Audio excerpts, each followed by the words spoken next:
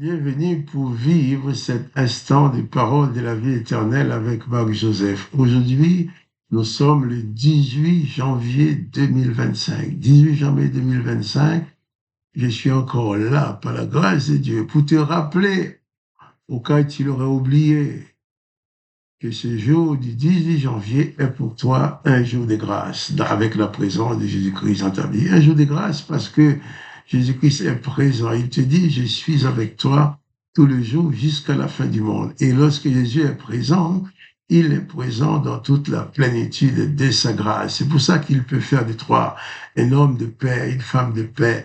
Toi qui écoutes, qui regarde cette vidéo, qui écoute maintenant, réalise que ce jour est pour toi un jour de grâce et réalise également que la présence de Jésus-Christ dans ta vie peut faire de toi un homme de paix, une femme de paix, un homme qui ne se met pas en colère face aux événements, une femme qui ne se met pas en colère face aux événements, peut faire de toi une personne qui garde son équilibre spirituel, son équilibre psychique, et qui ne va pas se laisser transformer par la bêtise des autres, car dans ce monde, nous sommes, tu trouveras toujours quelqu'un pour te faire du mal, tu trouveras toujours quelqu'un pour te contredire, tu trouveras toujours quelqu'un pour essayer de te piéger, tu trouveras toujours quelqu'un pour se moquer de toi.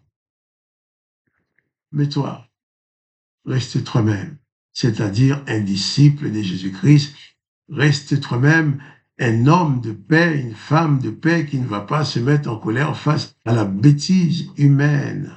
La bêtise humaine est énorme, mais réalise aussi que la puissance de la présence de Jésus-Christ dans ta vie est encore plus forte que toutes les bêtises humaines. En sorte que tu sois ancré dans cette présence de Jésus-Christ qui est ton berger, ton maître, ton sauveur, Jésus-Christ qui est ton maître à penser, que tu puisses calquer tes pensées, calquer tes comportements sur les comportements de Jésus, que tu puisses parvenir à le ressembler, en sorte que quoi qu'il arrive, que tu ne te laisses jamais emporter par la colère. Je disais hier, c'est lui qui se met en colère contre toi.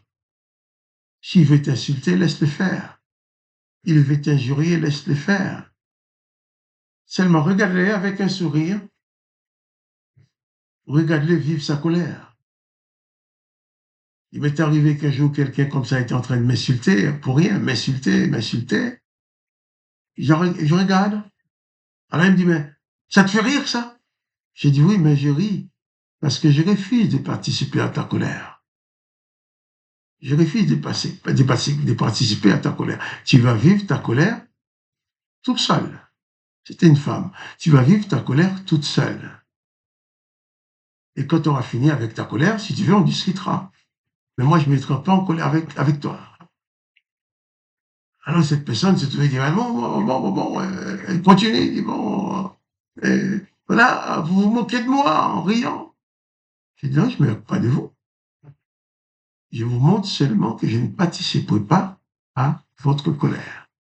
Donc, ne te laisse jamais emporter par la colère face aux circonstances, même face à celui qui se met en colère contre toi. Seulement, dans ta vie, essaye de faire le maximum pour que pas toi-même, tu produises un acte qui peut mettre la personne en colère. Mais souvent, il y a des gens qui sont en colère contre nous pour rien. Mais surtout, toi, fais comme Jésus-Christ, ton modèle. C'est lui qui se met en colère contre toi, quand tu as le devoir de le bénir. C'est lui qui t'insulte, tu as le devoir de le bénir. Et c'est là que tu es fort.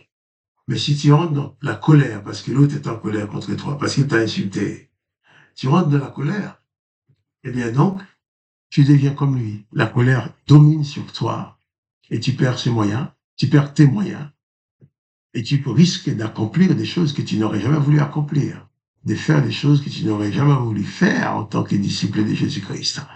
Je vais prendre encore quelques exemples où Jésus-Christ lui-même aurait pu se mettre en colère. Quand par exemple, j'ai dit hier, le serviteur du souverain sacrificateur a mis un soufflet, une gifle à Jésus. Jésus ne s'est pas mis en colère pour autant.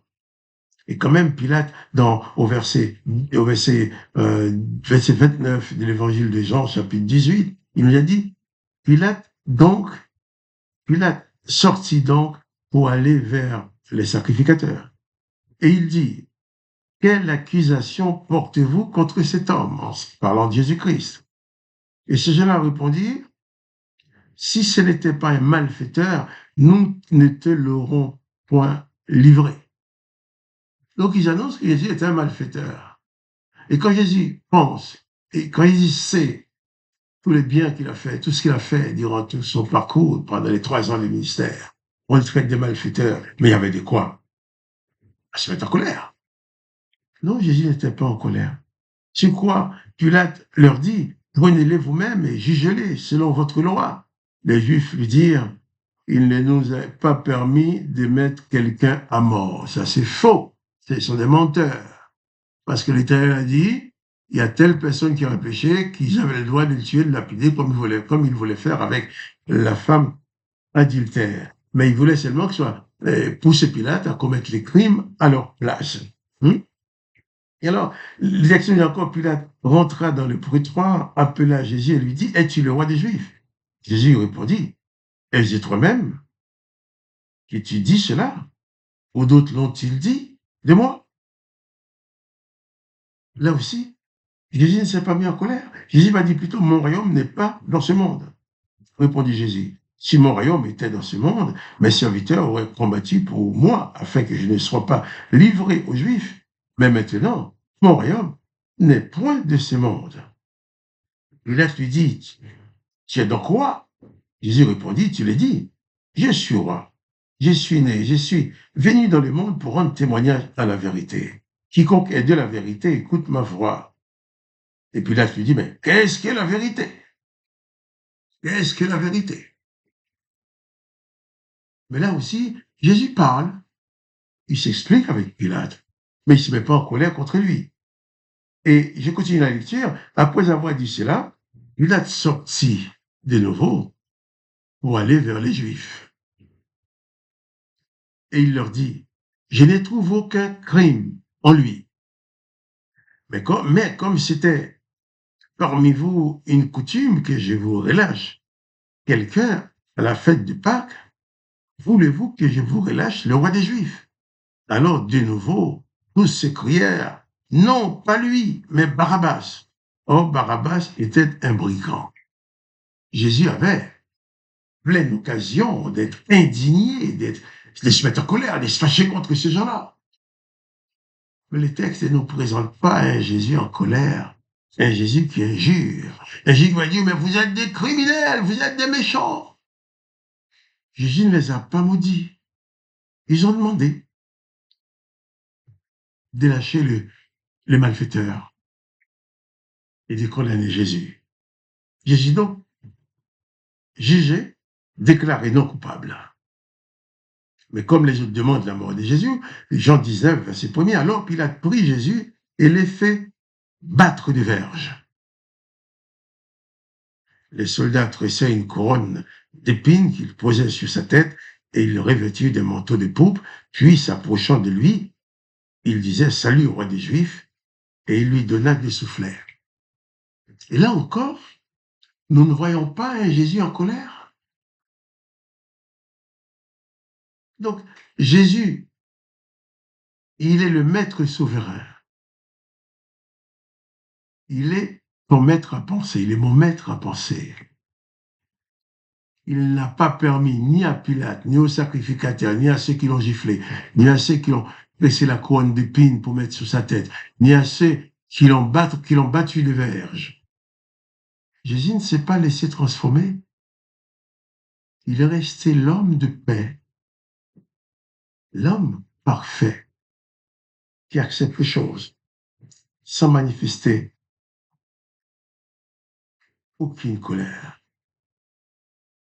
Toi aussi, disciple de Jésus-Christ, réalise à chaque instant de ta vie que le Maître est présent. Et quand les gens te font du mal, quand on se moque de toi, quand on te frappe, quand on dit mal de toi, quand les gens essayent de t'humilier, relève la tête vers Jésus-Christ. Dis-toi Je suis un serviteur de Jésus-Christ. Je ne vais pas devenir votre esclave. Quand quelqu'un, tu te mets en colère, tu deviens esclave de la colère. Tu deviens esclave de la personne qui te met en colère parce qu'il a changé ton caractère. Il a changé ton comportement. Mais sois seulement tout simplement disciple de Jésus-Christ sans jamais te laisser entraîner dans l'esclavage de la colère. Car la colère va te pousser à faire du mal. La colère va te pousser à dire des choses que tu ne voulais pas dire. Ne sois pas esclave de la colère. Ne sois pas esclave de personne. Sois tout simplement fidèle disciple de Jésus-Christ. Que Jésus-Christ soit ton maître à penser en chaque circonstance. Lorsque les choses, les événements se présentent devant toi, donne-toi toujours le temps de te poser la question, à savoir ce que Jésus aurait fait s'il avait été à ta place.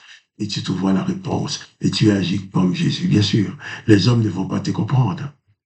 Dans certains cas, il y a des gens qui m'ont dit que j'étais fou. Ils te comprendront jamais. Mais toi, tu comprends que tu es disciple de Jésus-Christ. Tu as le devoir d'agir et de réagir uniquement selon le modèle de ton maître, Jésus-Christ. Et pas de panique. C'est pas la colère qui va te faire gagner. Ceux qui se mettent en colère contre toi sont déjà des perdants. La colère, ceux qui pratiquent la vengeance, ceux qui veulent pour une raison quelconque te faire du mal, sont naturellement perdants. Et toi, en Jésus-Christ, la puissance de Jésus-Christ, la puissance du pouvoir de la paix et de la présence de Jésus-Christ te donnera toujours la victoire. La victoire est assurée en Jésus-Christ. Là, Jésus-Christ dit qu'il ne perdra aucun de ce que le Père lui a donné. Tu appartiens à Jésus-Christ. Eh bien, personne ne peut te perdre. Sois donc béni. Et si tu veux lire l'évangile en direct avec moi, je t'invite chaque mardi soir à 21h à composer le numéro de téléphone gratuit 01 59 42 30 42 et le code 334 84 82 dièse et tu seras en ligne avec plusieurs personnes pour lire les évangiles ensemble. Et en attendant, pas de panique parce que le Seigneur Jésus-Christ est avec toi. Et je te dis aussi, à demain pour les paroles de la vie éternelle.